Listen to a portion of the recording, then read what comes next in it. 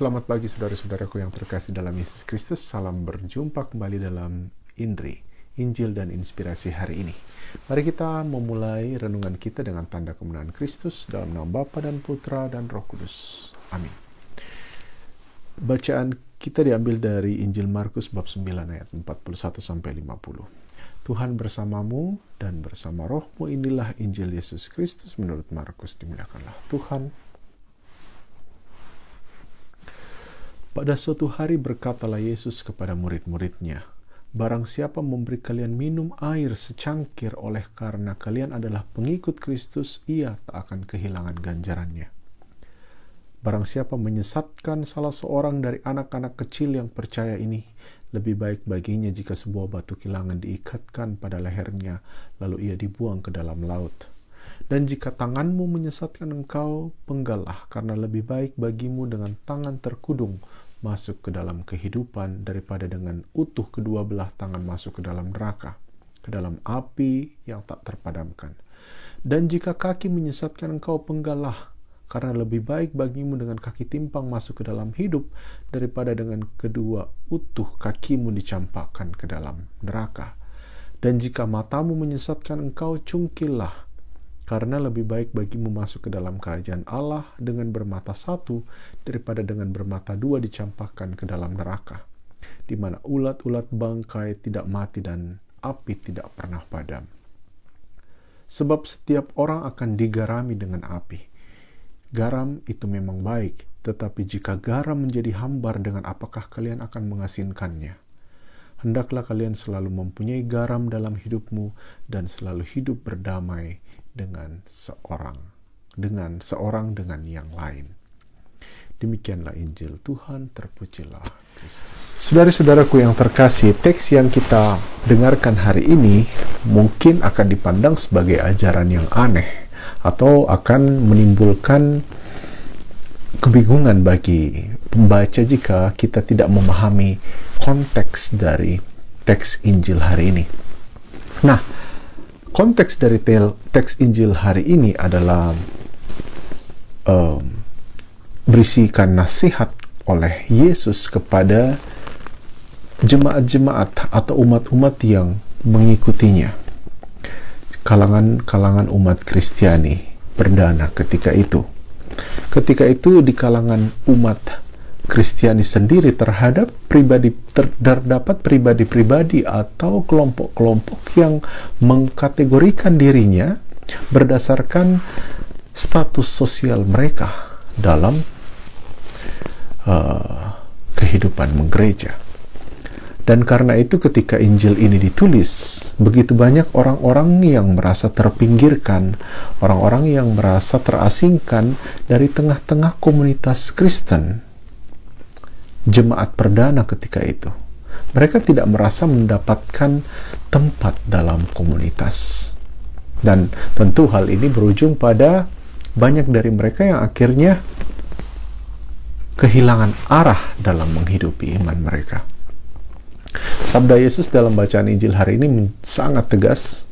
Ia mengatakan, barang siapa menyesatkan salah seorang dari anak-anak kecil yang percaya ini, lebih baik baginya jika sebuah batu kilangan diikatkan pada lehernya lalu ia dibuang ke dalam laut. Kata menyesatkan dalam Injil hari ini berasal dari bahasa Yunani, yakni kata skandalizo. Kemudian dalam bahasa Inggris scandalize.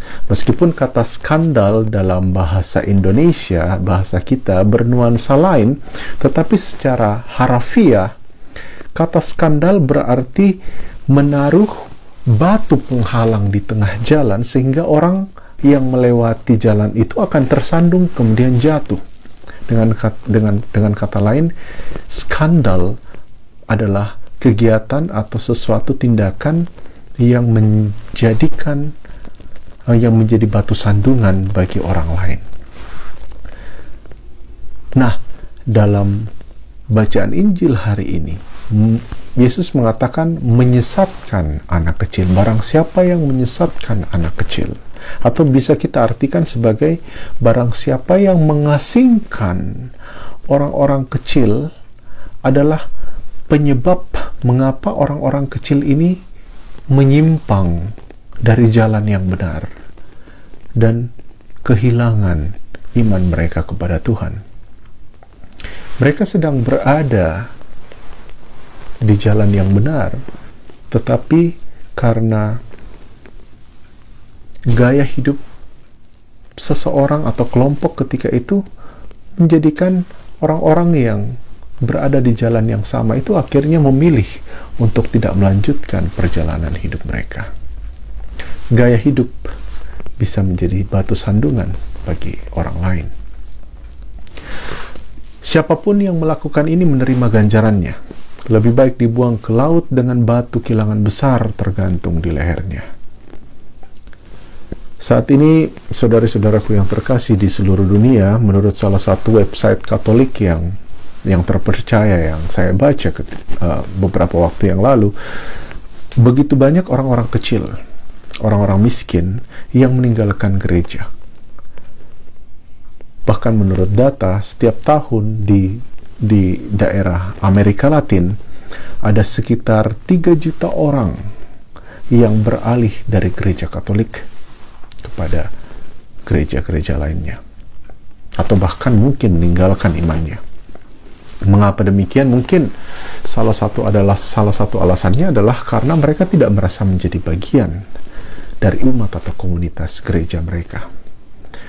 Ini saya kira menjadi pertanyaan bagi kita, apakah dalam lingkup jemaat kita, rukun atau lingkungan atau wilayah atau skala paroki kita, ada saudara-saudara kita yang merasa terasing atau merasa terpinggirkan dalam kehidupan menggereja. Jika ada, saya rasa ini adalah panggilan bagi kita untuk kembali merangkul mereka, untuk kembali membuat mereka merasa bahwa mereka adalah bagian dari keluarga besar kita. Setelah itu, Yesus memerintahkan orang untuk memotong, memenggal tangan, kaki, bahkan mencungkil mata jika mereka berada di dalam skandal itu atau berada pada situasi di mana mereka menyesatkan orang-orang kecil di dalam kehidupan mereka. Lebih baik masuk ke dalam kerajaan dengan satu tangan, satu kaki, satu mata daripada dilemparkan ke neraka dengan kedua kaki, tangan, dan mata kita. Sekali lagi, ayat ini tentu tidak bisa kita pahami secara harafiah, melainkan harus dipahami bahwa tidak ada yang begitu penting di dunia ini. Bahkan sesuatu yang kita klaim sebagai milik pribadi kita yang harus dipertahankan jika hal itu hanya mencegah atau menghambat kita untuk memasuki kerajaan Allah, atau jika hal itu hanya akan menghambat kita untuk membangun kerajaan kasih Allah di dunia ini. Dengan kata lain, saudara-saudaraku terkasih, tidak ada satupun kelekatan di dalam dunia ini. Sebut saja hal-hal materi, uang, kendaraan pribadi kita, rumah, posisi sosial kita, ataupun hal-hal yang lebih sepele lainnya yang menyebabkan kita menjadi terpisah dengan saudara-saudara kita yang berada di sekitar kita, khususnya saudara-saudara kita yang lemah, yang miskin dan menderita. Ini adalah tantangan bagi kita semua. Tidak hanya tantangan bagi umat atau jemaat, tetapi juga menjadi tantangan bagi kami yang hidup dalam biara atau para rohaniwan dan rohaniwati. Sekali lagi, ini adalah tantangan bagi kita semua, apapun bentuk hidup atau pilihan hidup kita saat ini.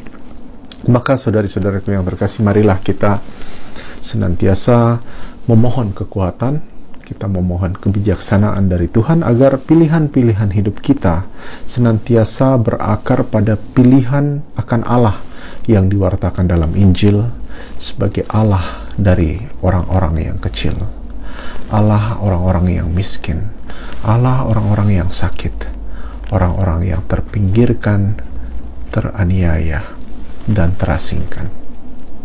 Dalam nama Bapa dan Putra dan Roh Kudus. Amin.